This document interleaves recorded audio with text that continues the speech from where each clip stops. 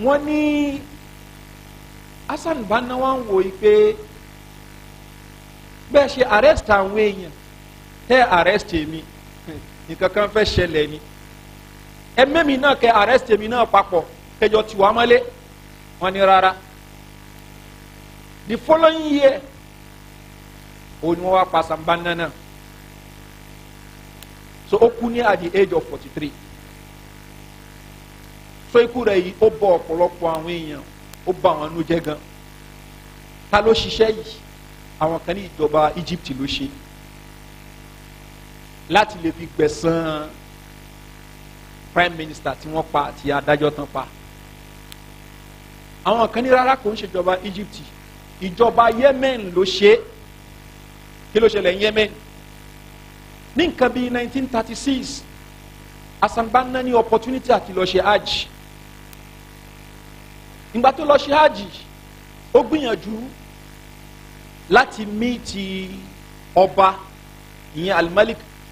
Abdulaziz bin Abdulrahman, láti míìtì ọba, torí pé ọba yẹn ní àwọn tó bá jẹ́ àwọn àlejò tán wá láti àwọn ìlú káàkiri ó máa ń try láti míìtì wọn. So Hassan Banna náà gbìyànjú pé kò ń tiẹ̀ míìtì wọn ní dó kò sínú àwọn tí ó jẹ́ àlejò láti Egypt tí ìjọba recommend ni, ìyẹn ní 1936 tá à ń sọ yẹn. Bí àwọn mìíràn ṣe recommend ipe lágbájá òun ló jẹ́ aṣojú ìlú yìí, lágbájá ló jẹ́ aṣojú yìí, èyí lè máa meet yẹ. Ṣùgbọ́n gẹ́gẹ́ bí wọ́n ṣe sọ ni àfọ oníkọ́fì láti Al-Ikhwan Muslimin ó ní Hassan Banna ó lọ síbẹ̀ dó ló gbà yọ̀ǹda, ṣùgbọ́n àwọn míì ní kò gbà yọ̀ǹda. Ó kàn wò pé internship ẹ̀ka náà ó yẹ ká lè lẹ́nu bẹ́ẹ̀ ká dá sí. So wọ́n lọ wọ aṣọ funfun wọn àti àwọn brotherhood ẹgbẹ́, wọ́n dẹ̀ wọ bí tọ́jú ṣe méjì nìyẹn lọ. Báwọn èèyàn ṣe ní wọn pé aṣọ fún gbogbo àwọn eléyìí wọ̀ ojú àwọn èèyàn, ó ṣe kí ni ó lọ sọ́dọ̀ wọn, ó tọ̀ lọ́dọ̀ ọba pé kánjú kó ń sọ̀rọ̀, ó sọ̀rọ̀. Ọ̀pọ̀lọpọ̀ àwọn tó ń bẹ ń kalẹ̀ ní ẹni tí ò gbọ́ lábá pọ̀ ń bẹ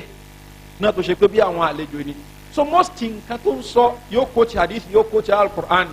At least àwọn èèyàn wọ́n understand the hadith, wọ́n understand the ayah al-Quran. Inú àwọn èèyàn dùn gan, inú àwọn èèyàn dùn gan. Gẹ́gẹ́ bí Abbas Sisi gẹ́gẹ́ bó ṣe sọ nínú Qafilati Ikhwan Muslimin náà ni ẹni tá à ń sọ yìí lára wọn náà ni, that is n tí mò ń quote yìí tíra wọn ni mò ń quote, kò ń ṣe nǹkan táwọn èèyàn kan sọ against wọn. So lẹ́yìn ìgbà yẹn ó try láti meet ọba, inú ọba náà dùn gan. Ó ń bẹ nínú tàn wípé ibẹ̀ ló suggest fún ọba wípé àwọn fẹ́ ní branch ẹgbẹ́ àwọn, ó wù àwọn káwọn ní branch ẹ̀ ní Saudi. Ọba ní ó fún ní diplomatic answer. Ọba ní kulluna ikhwanun, gbogbo àná lọ́mọ ìyá, wa kulluna muslimun, gbogbo àná ní mùsùlùmí. So nídìí kẹ́ wá dá branch mi kalẹ̀ sí bíbá yìí ni tẹ́ wàá pè ní al-ikhwanul muslimun, nídìí ẹ̀ gbogbo wa ikhwanu ni wá, wa kulluna muslimun. So ó rí kó bá blọ́ọ̀kù kìíní yẹn. Naam, Yemen àti Saudi nígbà yẹn wọn fi bẹ́ẹ̀ bàtàrà wọn lọ títí, issues díẹ̀ wà. So eléyìí ń lọ bẹ́ẹ̀. Ìgbà tó di nǹkan bíi 1945 ó ṣe hajj mi, 46 ó ṣe hajj mi, 1948 ó ṣe hajj mi náà. 1948 yẹn òun ni ìṣẹ̀lẹ̀ Yemen wá ṣẹlẹ̀. Ọba tó ń bẹ ní Yemen tó jẹ́ ọba Zaidi, torí pé àwọn Zaidiyun náà àwọn Shia àwọn náà rú Yemen for years, for centuries. Sọba yìí wọ́n ń pè ní Yahya Hamiduddin, wọ́n ṣáà padà pa ọba yìí ni. So ó lóye àwọn kan wọ́n sọ yìí pé àwọn Ikhwanu, àwọn tí wọ́n ti gba Ikhwanu ní Yemen wọ́n mọ̀ nípa bí wọ́n ṣe pa ọba yẹn ẹ má gbàgbé nǹkan tá a sọ fúnra wa yìí pé àwọn tí ó rúlù pẹ̀lú òfin Ọlọ́run so wọ́n rí pé àwọn eléyìí ò rúlù pẹ̀lú òfin Ọlọ́run so anybody tó bá sọ pé òun máa rúlù pẹ̀lú òfin Ọlọ́run àwọn ọ̀dọ́ ọgbà yẹn ni wọ́n ṣe tán àti fún support wọ́n ṣe tán àti fún ní support so wọ́n fi ń rinlẹ̀ láwọn sọ́sìsì míì wípé Hassan Banna inú rẹ̀ dùn sí bí wọ́n ṣe execute ó dẹ̀ fọwọ́ sí nǹkan yẹn so ẹni tó jẹ́ ọmọ ọba yẹn ni Ahmed bin Yahya Hamiduddin òun padà rí kíní ipò yẹn gbà padà àwọn tán execute bàbẹ́ wọ́n padà rí nǹkan yẹn ṣe tó yẹ pé wọ́n padà mú ọba lẹ̀ so báwọn náà wá padà wá strike ní 1949 yẹn tí wọ́n execute Hassan Banna ṣọ́ọ̀ṣì kejì yẹn ṣọ́ọ̀ṣì míì sọ wípé Saudi gangan ló ṣe kí ló fà á wọ́n nítorí pé Saudi ẹ̀rù ń bà Saudi pé ẹni táwọn èèyàn ẹ lè ṣe nǹkan tán ṣe ní Yemen yìí tá a dẹ̀ súnmọ́ra wa ní ó lè ṣe similar thing fẹ́mi náà òrò pé point mi clear ipò lè ṣe similar thing fẹ́mi ẹni tí inú ẹ̀ ń dùn sí nǹkan tó ṣẹlẹ̀ ń bẹ̀ yẹn so definitely tán bá ara wa náà tọ́pù inú rẹ̀ á dùn ni so pé Saudi ló ṣe àwọn ṣọ́ọ̀ṣì míì níbẹ̀ ṣùgbọ́n eléyìí ló jìnnà sí òótọ́ jù ní méjèèjì possibility wípé ìjọba Egypt ló ṣe possibility yẹn wà torí pé kí ni wọ́n pa prime minister wọ́n dẹ̀ pa Qadi Khazandar tó jẹ́ adájọ́ tí ó gbé ẹjọ́ wípé kán proscribe ẹgbẹ́ wọn ìyẹn súnmọ́lé bákan náà pé ti Yemen ìyẹn náà súnmọ́lé ti Saudi ó jìnnà kí ló tó fi jìnnà àwọn kan tó fi jìnnà ni wípé ìkan lára àwọn tí wọ́n jọmọ lẹ́yìn Hassan Banna náà òun náà fi rinlẹ̀ wípé ntí ó ṣẹlẹ̀ yìí ọba sì nífẹ̀ẹ́ Hassan Banna ìyẹn ọba Saudi ó sì nífẹ̀ẹ́ Hassan Banna ni débi wípé lára àwọn ọmọ rẹ̀ ó sọ ọmọ yìí láti lára àwọn tọ́jú ọmọ lẹ́yìn rẹ̀ tí wọ́n ń pè ní Fahmi Abu Ghadir Hassan Banna kọ tírà kan tí wọ́n ń pè ní Qadiyatuna ó fi sọ̀rọ̀ nípa gbogbo àwọn nǹkan tó ní í ṣe pẹ̀lú àwọn cases tí wọ́n ní ọ̀rọ̀ Khazandari ní ọba adájọ́ tán pa ọ̀rọ̀ Nakrashi nǹkan kàmára wọn àtàwọn gbogbo wàhálà míì tán kó sí ó pè ní Qadiyatuna ìkan lára àwọn tí wọ́n jẹ́ ọmọ lẹ́yìn rẹ̀ tí orúkọ rẹ̀ ń jẹ́ Fahmi Abu Ghadir ó wá kọ mukaddimas before mukaddima Hassan Banna ó kọ sí so mukaddima yìí àsìntìrà tí mo ń sọ yìí Qadiyatuna tírà tó ń bẹ ní sáìtì wọn ni wọ́n ní sáìtì kan tí wọ́n ń pè ní ikhwanwiki.com most àwọn tírà wọn ló wà ń bẹ wọ́n dẹ̀ ní sáìtì kan náà tó ń pè ní islamonline.com àwọn nǹkan tó ṣe activities wọn míì wọ́n post síbẹ̀ islamwiki.com ni most àwọn tó jẹ́ tírà wọn tírà Hassan Banna most ẹ̀ wà ń bẹ so tẹ́ bá lọ sí sáìtì yẹn gangan fún ẹni tẹ́ sáìtì wọn ẹ̀rí tírà Qadiyatuna yìí ń bẹ ibẹ̀ mo pin tí mo fẹ́ ka yìí so Fahmi Abu Ghadir ó ń sọ ó ní su'itu bi suhbati ustazi al-ustaz al-Banna fi Makkah ó ní inú mi dùn púpọ̀ ipe mò ń bẹ nírìn àjò papọ̀ èmi àti àfáà mi Hassan al-Banna fi mọ́sìmì hajj ní àsìkò hajj 1367 ìjìra tó ṣe dédé 1940 ó ní watawathaqat as-silatu bayni wa bayna ahdi an-najdiyin ó ní relationship èmi àti kanú àwọn tí wọ́n jọ mọ Najd relationship wa ni ó wá jẹ́ nǹkan tó strong dáadáa almutaharrikin almutasiyin àwọn táwọn náà ní haraka lára tán ní haraka lára activism muttasilin àwọn tó ṣe pé wọ́n lẹ́nu bẹ́ẹ̀ wọ́n wà connected máwìn yẹn nasahani lillah ó ló ṣe wáàsí fún mi that is fami Abu Ghadir ń sọ ó ló ṣe wáàsí fún mi anlan aruda li Misr hadha al-am pé ẹ má padà sí Misr lọ́dún yìí o ó ní al-i'tiqalat kan gbé yín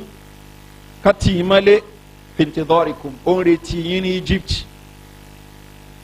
al-i'tiqalat was-sujun wal-manafi wal-muhakamat kan gbé yín kan lé yín kúrò nílùú kí wọ́n prosecute yín àti bẹ́ẹ̀ bẹ́ẹ̀ lọ gbogbo ẹ̀ ló ń retí yín wa ahidallah annani ajubu ma'aka wa ahidallah annani ajubu ma'aka najd wal ijaz da'ina ila darb al-ikhwan al-muslimin ó ní ẹnìyẹn promise wípé òun ó ṣègbìyànjú tó ẹ kó òun àti àjọ máa lọ káàkiri ìlú Najd ní tá a máa lọ pèpè sí mọ́níàjù ìkwánu tí ẹ̀ ń pèpè sí. ó nígbà tí mo sọ gbólóhùn yìí ní etí Hasan Banna tó jẹ́ àfáàhùn ọ̀rọ̀ kan ní Hasan Banna sọ nígbà tán padà dé ilé ní 1948 nípa bí ìlú ṣe ń tọ́fù lọ́wọ́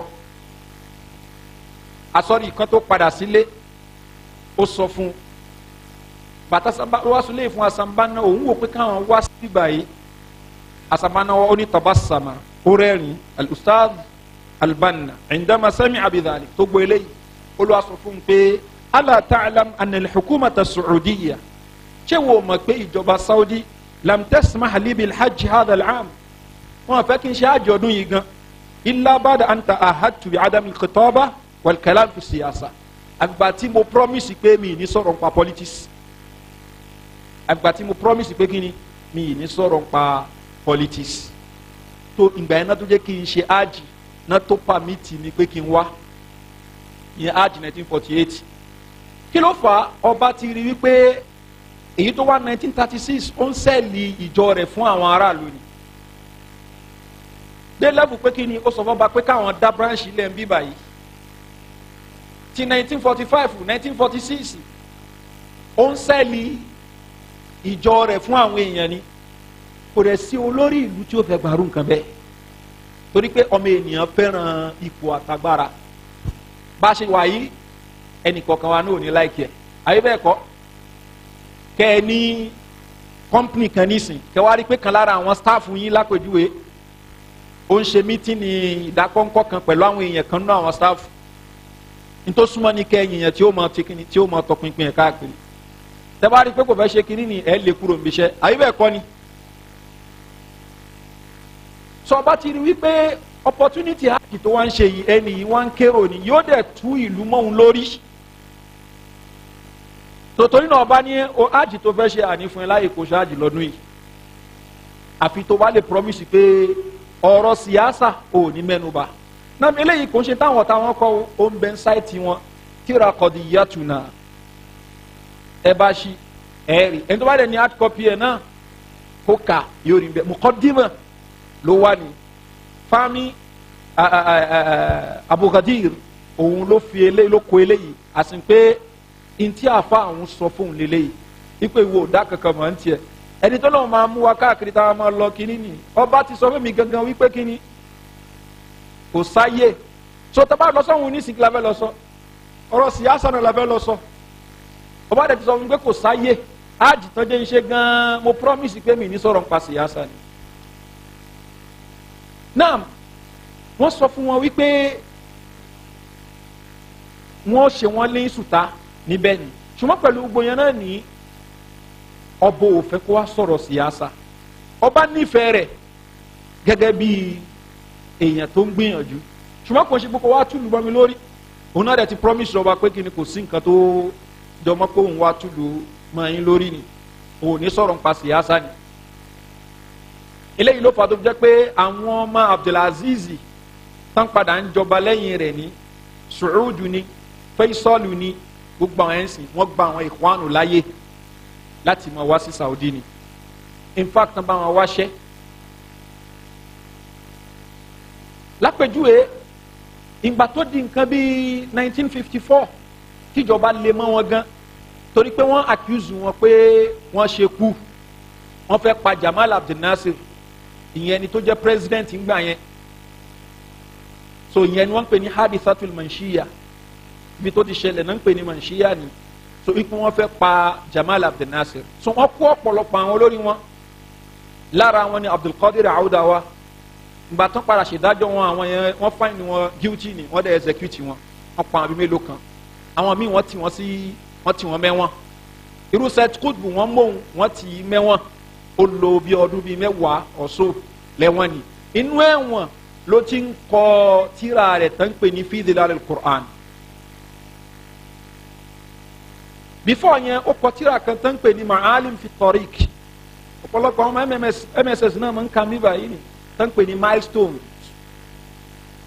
tírà yẹn tẹ́ ẹ bá kà ọ̀rọ̀ bí ipò òṣèlú ipò agbára ntẹ́ mọ̀rin bẹ́ẹ̀ yẹn sọmọdé kó yà yín lẹ́nu tẹ́ bá rí i pé ọ̀pọ̀lọpọ̀ ọ̀dọ́ lónìí nǹkan bí ipò bí agbára kátàkó lórí ó tẹ́ sọ níbi tí kálukú ti ń bọ̀ wá fáírọ́ọ̀sì ìhwàníyà ó ti ń gbẹ lára ọ̀pọ̀lọpọ̀ tó ṣe pé unconsciously làwọn èèyàn ń gbé jẹ so wọ́n nú àwọn tí ó pass stage kìíní tí ó pass through ẹ̀ ní tí ó ní mọ̀ nípa milestone ní ìlú watawa yìí àfi tí o bá ṣe mss àbí kò lọ skul lóku so ó kọ yìí fi dhilal al-Qur'an náà ó kọ tó ń ṣe ó ń release díẹ̀díẹ̀ ni ìjọba dẹ̀ fún nígbà láàyè ó máa kọ nǹkan wọ́n lè wá gbà lọ́ọ̀ kan lọ tẹ̀ ìyẹn Said Qutb mò ń sọ tó ṣe yí pé inú ẹ̀wọ̀n ló ti kọ bí abi 13 or bí abi 12 or 13 parts tó kù níbi fi dhilal al-Qur'an ó bẹ̀rẹ̀ kó tó wẹ̀wọ̀n ṣùgbọ́n inú ẹ̀wọ̀n ló ti parí ẹ̀ ni ṣùgbọ́n tíra yẹn ọ̀rọ̀ siyasa náà ni náà bó ni Said Qutb ṣe jẹ́ ọ̀rọ̀ asanbana là ń sọ Said Qutb lára àwọn èèyàn tó ṣe pé ó bìlọ́ǹgì sí ẹgbẹ́ tí wọ́n ń pè ní Freemasonry Masoniya ó bìlọ́ǹgì sí ẹgbẹ́ yẹn ó dẹ̀ tún jẹ́ lára àwọn udaba àwọn writers ṣùgbọ́n gbà tó yá ó padà ta athara torí pé ní tó máa ń ka nǹkan gan ni ó padà ta athara pẹ̀lú àwọn kìtàbáàtì Abul A'la al-Mawdudi tá a dárúkọ lẹ́ẹ̀kan ẹni tó kọ tírà al-Mustalahatul Arba fil Qur'an ó padà ta athara pẹ̀lú àwọn tírà rẹ̀ sóni kó ń kà so débi pé àwọn méjì padà mọ́ra tó padà rẹ̀ dáadáa so ìyẹn ló change kíní Said Qutb kúrò níbi kíní àwọn communist ìròrí communist ló wà lórí ẹ̀ tẹ́lẹ̀ ṣùgbọ́n gbà tó ka àwọn ìwé Abul A'la al-Mawdudi ó di pé ìròrí ẹ̀ change so ọ̀rọ̀ agbára yìí ó di pé òun náà ti ní interest ń bẹ gan so lòun náà fi kọ tírà rẹ̀ Ma'alim fi Tariq yẹn ni àti tírà Abul A'la al-Mawdudi wọ́n sọ kankan náà ni wọ́n níjọ́ tí Abul Hasan al-Mawdudi torí tírà Ma'alim fi Tariq yẹ ó ní bí ẹni pé mo kọ tírà yìí bí ẹni pé èmi mo kọ tírà yìí torí pé ẹni yìí ni ó ti jẹ tírénì látara àwọn kan tó ti kà so fi dhilal al-Qur'an yẹn náà ó ní àwọn ìròrí yìí nínú al-adalatul ijtima'iyya rẹ̀ ó ń sọ̀rọ̀ nípa politics níbẹ̀ ṣùgbọ́n kò ń ṣe ọ̀nà líle títí Abul A'la al-Mawdudi òun ló fi sọ ń bẹ́ so èyí tí ó sọ níbi al-adalatul ijtima'iyya fẹ́ni tó bá kàn mí ní kọ́pì ẹ̀ ń lẹ́yìn tíra yẹn ní wàláyé tíra tí ò dáa ni Uthman Abu Musa al-Ash'ari ó yẹ ẹ̀yẹ wọn níbẹ̀ ni torí pé n tó fi ń wo nǹkan òun ni ojú tí àwọn communist socialist náà fi ń wo nǹkan ó yẹ̀yẹ́ Uthman ó yẹ̀yẹ́ Amr bin al-As ó yẹ̀yẹ́ Abu Musa al-Ash'ari níbẹ̀ pé àsìkò nílẹ̀ gbà wá ní àbámọ̀ kàwọn nǹkan báyìí fún wa torí pé ẹlòmíì agbára ta Said Qutb àwọn àfa ńlá ṣé Said